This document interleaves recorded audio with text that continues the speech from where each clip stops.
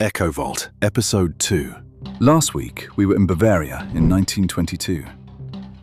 A farm, 6 people dead. A killer who stayed for 3 days and cooked breakfast in a house full of bodies and walked away. A case that has never been solved. Tonight we come forward exactly 88 years to London, to a government flat in Pimlico, a quiet, expensive neighbourhood, 10 minutes walk from the Thames, to a bath, and to a question that British intelligence, Scotland Yard, the FBI, and 2 formal coroner's inquests have all failed to answer. How did a man get locked inside a bag from the outside with the key found underneath his body? And more importantly, who did it? And why has nobody been charged? Monday, August 23, 2010. A police officer named John Gallagher enters a government flat on Alderney Street in Pimlico, London. The flat has been assigned to a member of the intelligence services. His name is Gareth Williams. He is 31 years old, a Welsh mathematician seconded from GCHQ to MI6. His family called the police that morning because they hadn't heard from him in 10 days. His colleagues at MI6 hadn't reported him missing. He hadn't turned up to work in over a week. And nobody at Britain's secret intelligence service had sent anyone to check on him. Officer Gallagher notices immediately that the flat is neat, orderly, no signs of disturbance. On the table he sees mobile phones, SIM cards, a woman's wig. He moves through the flat toward the bathroom. In the bath, there is a large red sports holdall, a North Face bag, roughly the size of a piece of luggage. It is padlocked shut. Red liquid is seeping from the base. He lifts the bag. When he does, more red fluid runs out. There is a smell. He calls it in. Inside the bag, zipped and padlocked from the outside, is the naked body of Gareth Williams, curled in the fetal position, arms crossed on his chest. He has been dead for approximately 7 days. The decomposition, in a flat where the heating had been turned all the way up in August, is significant. The key to the padlock is found inside the bag, underneath his body. There are no fingerprints on the padlock, none on the bath, none anywhere in the bathroom that belonged to Gareth Williams. There is almost no DNA in the flat at all. The door was locked from the outside when police arrived. There are no signs of a break-in. His body has no injuries, no signs of a struggle, no evidence of restraint. Toxicology finds no poison, no drugs, no alcohol. A man, a locked bag, a key inside, no fingerprints, no DNA, no explanation. 14 years later, that is still everything the official record has.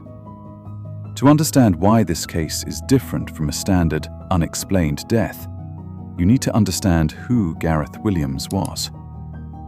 He grew up in Valley, a small village on the Isle of Anglesey in North Wales. He was, by any measure, a mathematical prodigy. He passed his GCSE in mathematics while still in primary school. He began studying mathematics part-time at Bangor University while still attending secondary school. He completed his degree at Manchester. He joined GCHQ, the government communications headquarters, Britain's Signals Intelligence Agency, in 2001 at the age of 22. GCHQ does not advertise its work, but in 2010, when Gareth Williams died, it was running joint operations with the American NSA, the National Security Agency, on programs that would later become globally significant. His colleagues at the inquest described his work as world-class. A senior MI6 official testified that his contribution to electronic surveillance had been exceptional. In 2009, he was transferred from GCHQ to MI6 on secondment. This was not a demotion. It was an expansion of his role. He was being moved into operational intelligence, the sharp end of British spycraft. Two senior British police sources later confirmed that some of his work involved Russia. One confirmed he had been helping the US NSA trace international money laundering routes used by Moscow-based organized crime. He was 31 years old. He had recently applied to return to GCHQ. He found MI6's culture difficult, the office politics uncomfortable. He was scheduled to leave MI6 and go back to Cheltenham on the 3rd of September 2010. He died on the 16th of August, 17 days before he was due to leave. His personal life has been extensively examined and is worth addressing directly. Police found approximately £25,000 worth of high-end women's clothing in his flat. Wigs. His internet history showed visits to bondage websites. His former landlady testified that she had once found him tied to his bed after he called for help getting free. His family and closest friends have consistently said they did not recognize this version of him. His sister told the inquest he was a private person who disliked office culture and post-work drinks. An old friend testified she believed the women's clothing had been purchased as gifts. None of that explains the bag. None of it explains the padlock. And none of it explains why there were no fingerprints anywhere in that bathroom. Let me take you to the forensic evidence, because this is where the case becomes something that serious investigators have struggled to explain. The Metropolitan Police conducted a series of experiments during the inquest. They wanted to answer a simple question. Could Gareth Williams have gotten into that bag himself and locked it from the inside? They recruited volunteers. They filmed the attempts. They tested multiple people of different sizes, trying to get into a hold-all of the same dimensions, zip it closed, and fasten a padlock on the outside. In controlled conditions, with no time pressure, on a dry surface, with unrestricted movement, it took trained escapologists significant effort and multiple attempts. One expert witness testified that doing so in a confined bath, in August heat, while naked, would be extremely difficult and would almost certainly leave physical evidence. Sweat, skin cells, fingerprints on the inner lining. The bag contained almost nothing. The bathtub contained almost nothing. The padlock contained almost nothing. Detective Chief Inspector Jackie Seebeyer, the senior investigating officer in 2010, said publicly, "It is likely someone helped him into that bag." Her exact phrasing was, "If he was alive, he got into it voluntarily, or, if not, he was unconscious and placed in the bag." The coroner added to this during the inquest. She noted the absence of fingerprints and footprints in the bathroom as, quote, significant. She said the possible involvement of MI6 staff in the death was a legitimate line of inquiry. Now here is the detail that most coverage of this case moves past too quickly. MI6 had 9 memory sticks belonging to Gareth Williams in their possession. 9. They did not hand them to police. The coroner discovered their existence during the inquest. They had not been disclosed. The coroner was, in her words, highly critical of the Metropolitan Police's Counter-Terrorism Command for failing to tell the senior investigating officer about them before the inquest began. 9 memory sticks, from a man who traced Russian money laundering routes for the NSA, hidden in a spy agency's office, not handed to the police investigating his suspicious death. The coroner also noted that police had failed to take formal statements when first interviewing MI6 officers. and that the front door to Williams's flat, the door that had shown no signs of forced entry, had been removed from the scene before forensic experts could properly examine the lock mechanism. If this was a straightforward, unexplained death, none of those decisions make sense. The British and American governments went to considerable lengths to keep Gareth Williams's work out of the inquest.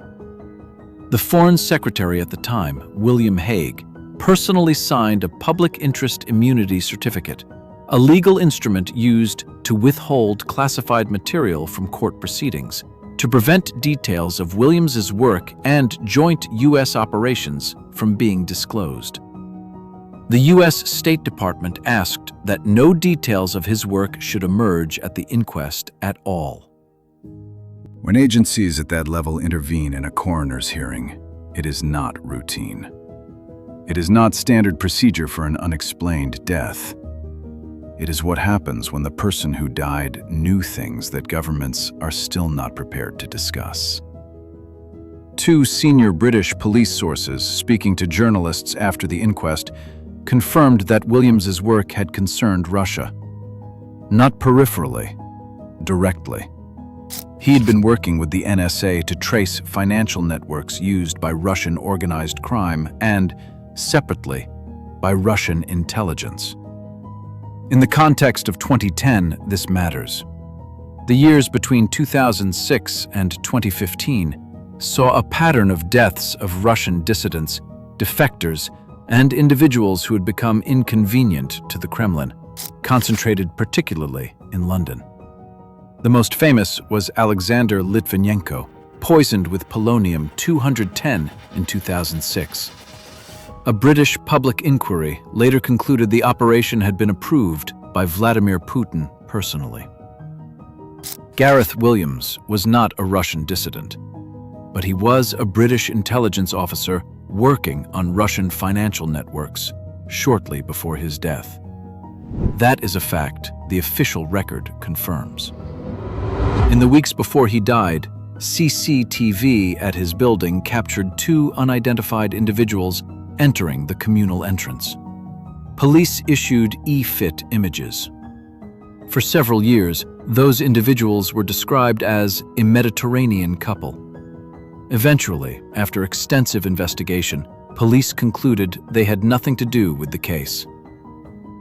Here is what we know about the Russian SVR, Russia's Foreign Intelligence Service, the successor to the KGB.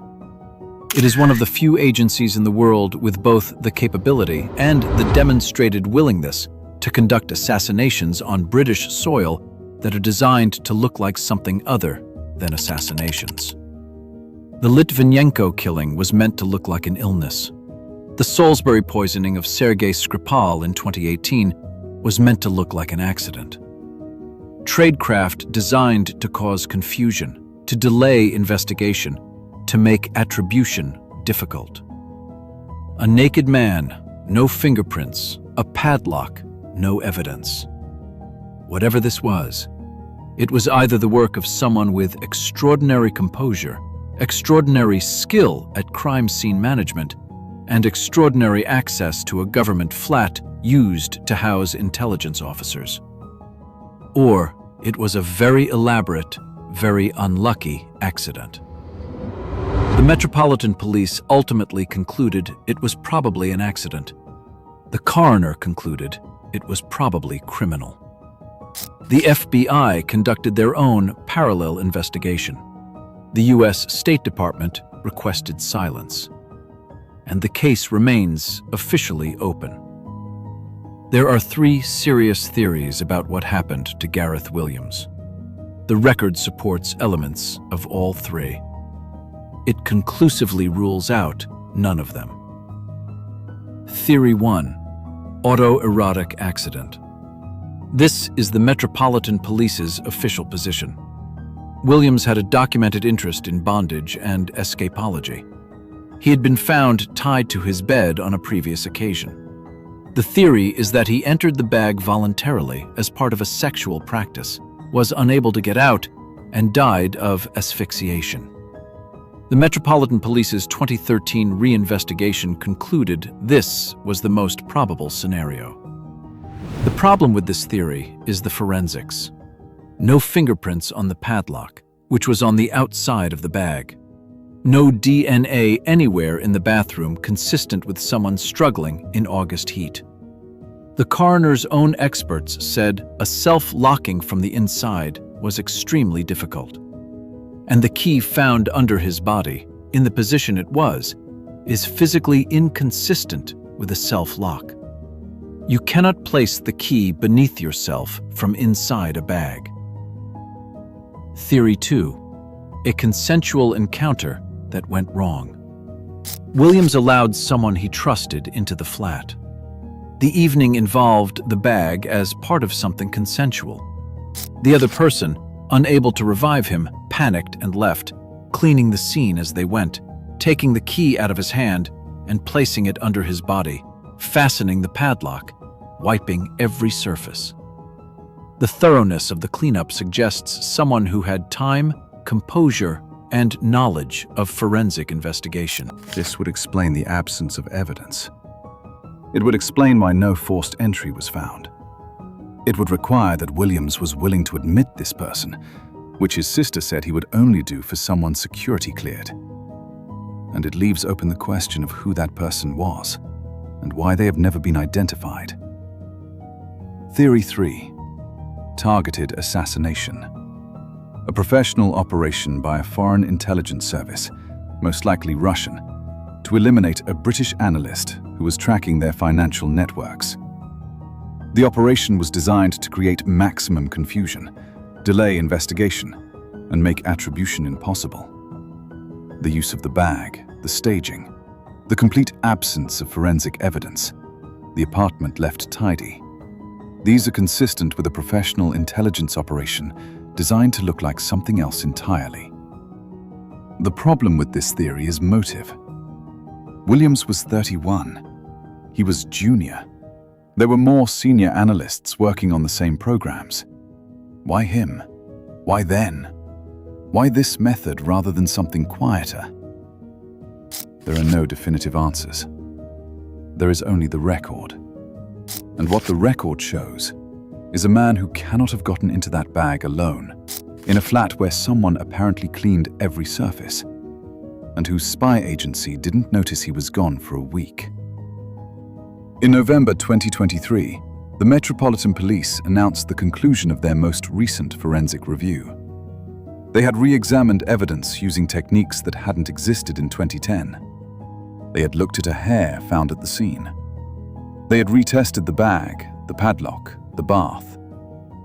The senior investigating officer, Detective Chief Inspector Neil John, said, "Since 2010, the Metropolitan Police has carried out extensive inquiries into Gareth's death. Despite a thorough review, no new DNA, no new suspects, no fresh lines of inquiry. Gareth Williams is buried at Inniswen Cemetery in Valley, Anglesey, the village where he grew up. He was 31 years old. He was a mathematical genius who had spent his adult life working in the most secretive parts of British intelligence. He had performed, in the words of his own agency, world-class work. And he died in a bath in a government flat in London, in circumstances that two separate official investigations have failed to explain, that a coroner concluded were probably criminal, and that the Metropolitan Police have now officially closed without a resolution. Nobody at MI6 has been disciplined for failing to report him missing. The supervisor who didn't notice he was absent for over a week faced no professional consequences. The 9 memory sticks that MI6 held back from the police have never been publicly discussed in detail. And the person who fastened that padlock, from the outside, leaving no fingerprints, with the key placed underneath his body, has never been identified. Nobody has been charged. Nobody has been named. Nobody has explained the padlock. A bag, a padlock, a key underneath the body. no fingerprints, no DNA. A spy agency that didn't notice he was gone for a week. A government that signed certificates to keep his work out of a coroner's court. A forensic review that found nothing new after 13 years. That's where the record leaves us. That's Echo Vault, Episode 2. Everything in this video is sourced from the inquest record, Metropolitan Police statements, and verified news coverage of the official investigation. All links are in the description. Next week, we leave London and go to Montana, 1967. A US Air Force lieutenant 60 feet underground, responsible for 10 nuclear warheads. A glowing red object above his facility. And every single one of his missiles going dark simultaneously, with no explanation the Air Force ever found. The classified incident that the government buried for 30 years. That's next Thursday. Subscribe so you don't miss it.